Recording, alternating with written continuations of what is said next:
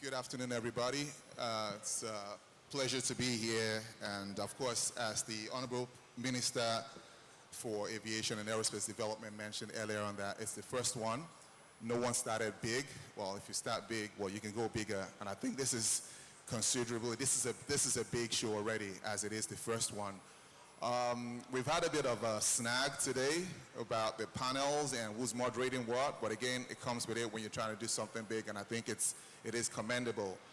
We're still waiting for two panelists, and while we're waiting, maybe I'll just take the next 5 minutes to get the gentlemen that are here to introduce themselves. All right, so I'll start with Isaac on my right. I'll pass the mic on. Okay, so we have 10 coming up, so that's good. We got one more person. Thank you. Welcome, 10.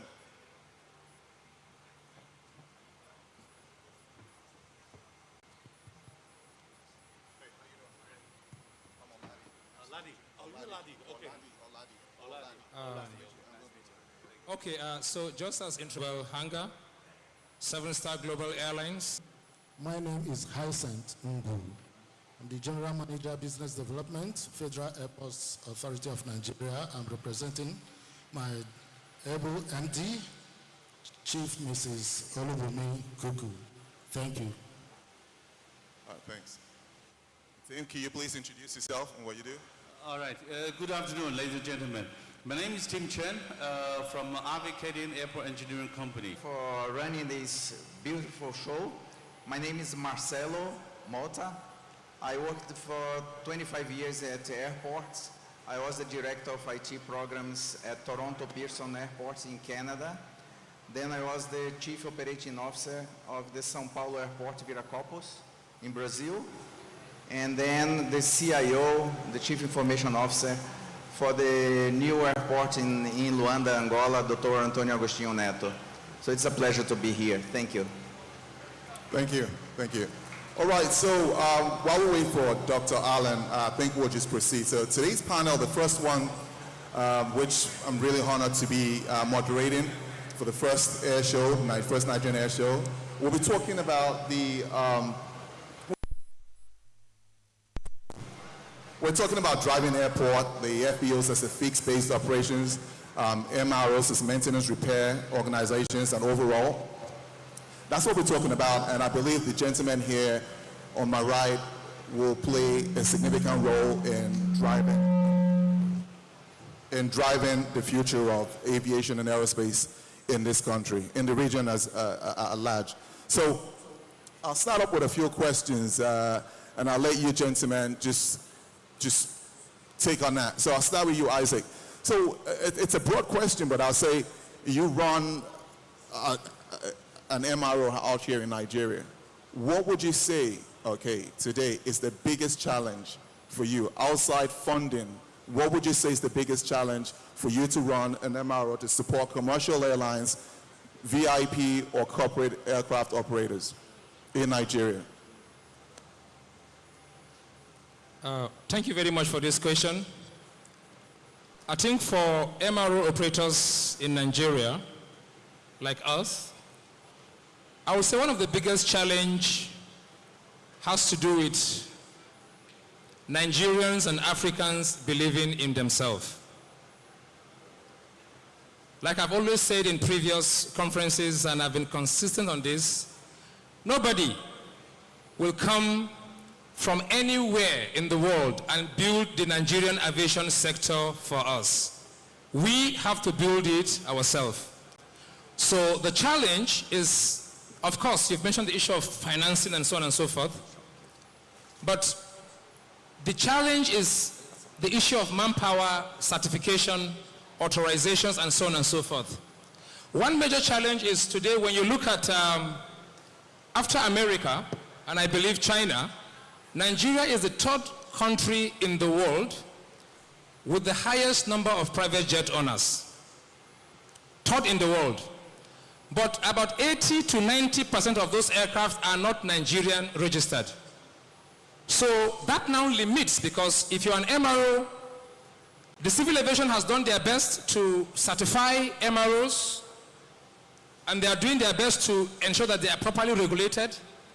But when somebody who is blessed buys a jet and keep the registration in a foreign registered or in a foreign country, you are not just depriving the MROs of jobs, you are depriving Nigerian citizens job. So we must look inward, we must believe in ourselves as a country, because we've done it before, and I think we can do it again. Thank you. Thanks, Isaac. So that leads me on to the next point. That's, I think this is for you, Tim.